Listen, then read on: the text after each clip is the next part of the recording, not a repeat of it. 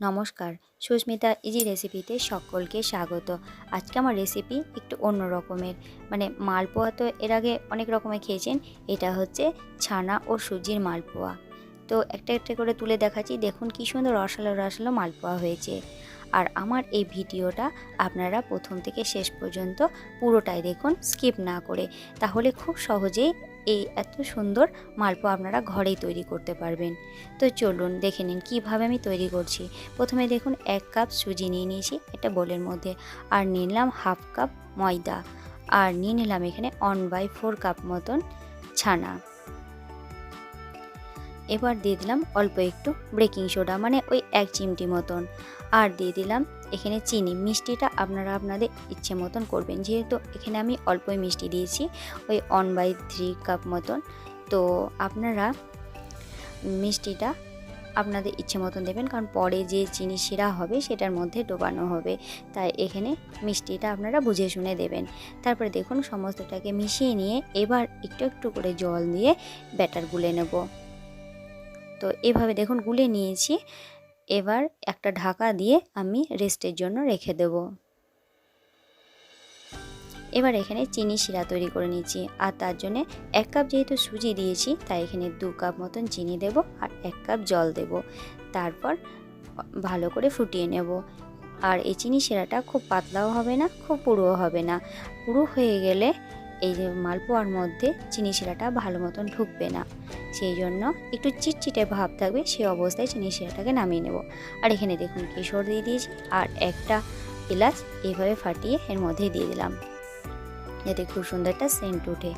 তো দেখুন চিনি শিরাটা আমার ফুটতে শুরু করে দিয়েছে, আর চিনিটাও গলে গিয়েছে। এবার আমি গ্যাসের ফ্লেমটা অফ করে দেব। তো দেখুন এরকমটা হবে।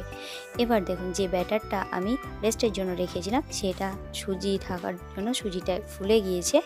এবার আমি আবারও জল দিয়ে, একটু ঘন হয়ে গিয়েছিল, তো আবারও জল দিয়ে একটু পাতলা করে নেব। দিয়ে হ্যান্ড উইচের সাহায্যে আমি 5 মিনিট ধরে ভালো করে ফেটিয়ে নেব। এখানে ফেটানোটা আপনাদের যত ভালো হবে, আর মালপোয়াগুলো ঠিক ততটাই ফুলবে। তো দেখুন আমার ব্যাটারগুলো হয়ে গিয়েছে। এবার আমি কড়াইয়ের মধ্যে নিয়ে নিয়েছি সাদা তেল। আর দেখুন একটু যাতে ঘি ঘি সেন্ট ওঠে, আমার মালপোয়া একটু ঘিয়ে ভাজলে তো খুবই ভালো হয়। তো যেহেতু হেলথের কথা ভেবে পুরোটা ঘিয়ে না ভেজে সাদা তেলের মধ্যে 1 চামচ মতন ঘি দিয়ে দিলাম। এবার দেখুন একটা করে এইভাবে হাতার সাহায্যে ব্যাটার দিয়ে দিলাম, আর এইভাবে মালপোয়া তৈরি হয়ে গেল, কি সুন্দর ফুলে উঠলো। এবার একটা একটা করে এই চিনি শিরার মধ্যে দিয়ে দেবো।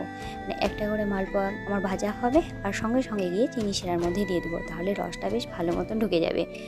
আর চিনি শিরার মধ্যে যখন মালপোয়াটা দেবো তখন ভেসে থাকবে, তারপর যখন চিনি শিরাটা পেয়ে যাবে তখন রসটা ঢুকে গেলে বেশ ভারী হয়ে নিচের দিকে নেমে পড়বে, চিনি শিরাটা বেশ ভালো মতন শুষে নেবে। তখনই সেই মালপোয়াটা তুলে অন্য পাত্রে রেখে দেবো। তো দেখুন আবার একটা ব্যাটার এই তেলের মধ্যে দিয়ে দিলাম। তো দেখুন কি সুন্দর ফুলে উঠছে।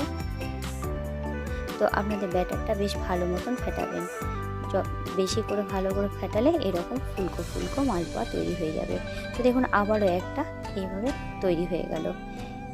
এবার প্লেটে আপনাদেরকে সার্ভ করে দেখাচ্ছি, যেগুলো আগে হয়েছিল আর চিনি শিরা বেশ ভালো মতন ঢুকে গেছে সেগুলো।